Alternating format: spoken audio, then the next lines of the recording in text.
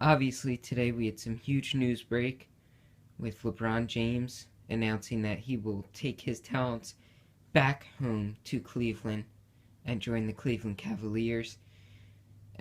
Great decision, I think, just because of Andrew Wiggins. I don't think he fits that greatly with Kyrie Irving, the point guard, because of Kyrie's lack of sharing the ball and lack of defense. But Andrew Wiggins is a great defender, a great transition scorer, has similar athleticism to LeBron. Obviously, not LeBron like athleticism, but similar.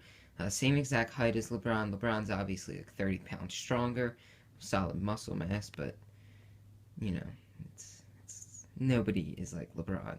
Comparing the Wiggins to LeBron isn't fair. LeBron is the best basketball player on planet Earth. He is dominant on and off the court. He is incredible. But now that LeBron is in Cleveland, where will the other pieces fall? I think Dwayne Wade, no doubt, is staying in Miami. I'm pretty sure Carmelo Anthony, even though the Bulls are still trying to pursue him after Derrick Rose's dumb comments saying Melo isn't welcome in Chicago. Derrick Rose, sir, you've played about 10 basketball games. Maybe not even. You've played like 5 basketball games in the last 2 years.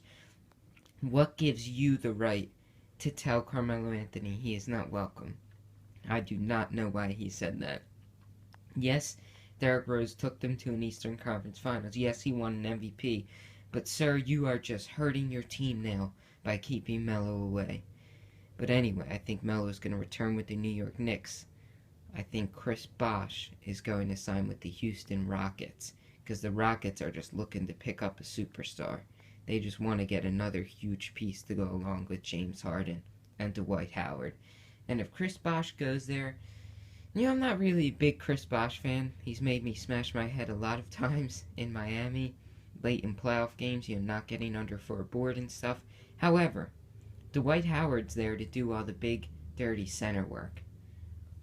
Chris Bosh will obviously play power forward and let Dwight do his thing inside, and Chris Bosh will probably step outside a lot for threes.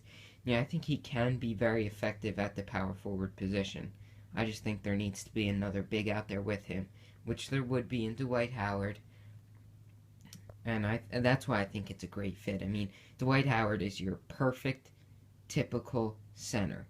He will get 17 points, 12 and a half rebounds, and 2.5 blocks a game. He is a stud defensively in the post, which is what a team needs who has Chris Bosh as the other big, because Chris Bosh isn't really a post defender at all. Luckily, Dwight is. And they still have Jeremy Lin on the roster, even though Jeremy Lin will most likely be traded. There's trade possibilities with the Philadelphia 76ers. That's the biggest talk right now, because since the Sixers have the most cap room in the league, they're obviously looked at big time to be teams' free agent brokers. And Sam Hinkie, the Sixers general manager, is never afraid to make a trade. So I think we could see Jeremy Lin go to the Sixers. But, I think with the Rockets, I think if they get Chris Bosh, that'll just make them more dynamic on offense. So I think Melo to the Knicks, Bosh to the Rockets, if they can clear that cap space to go get him, which I think they can. And obviously LeBron went to Cleveland, which is the biggest piece. Now the league's completely reset as Cleveland becomes the dominant team in the East, and Miami goes back to probably mediocrity. Though, they're not going to be a terrible team. People are saying, oh, now Miami will probably get the first overall pick next year. Now that LeBron left, they're going to get the Cleveland treatment. And that's an interesting point. Cleveland got 3 first overall picks in 4 years.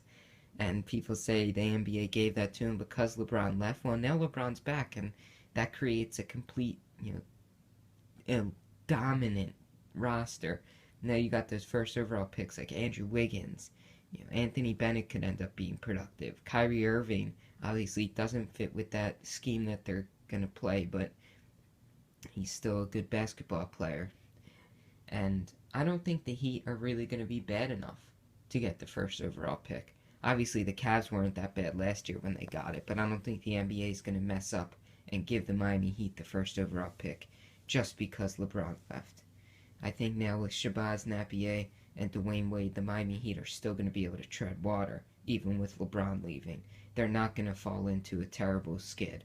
Pat Riley is a great president, and I don't think he'll let that happen. They've already picked up players this offseason anticipating LeBron's leave, like Josh McRoberts from the Charlotte Bobcats. I think the Heat are not in a terrible position. I think the Cavs jump into a great position.